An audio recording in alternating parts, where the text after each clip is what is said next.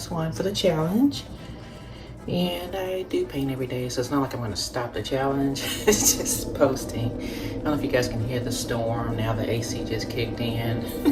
Anyway, I hope you enjoyed this last piece. I did it on wood. See the wood. Give you a close up. This is more what my abstract normally looks like. I just like playing with the palette knives. I love playing with utensils, forks, spatulas, spoons, you name it. Pretty much anything in the kitchen, even glasses, spatulas, what do you call that? I can't remember right now. The whisk. Anyway, I'll be quiet for a minute, for a while.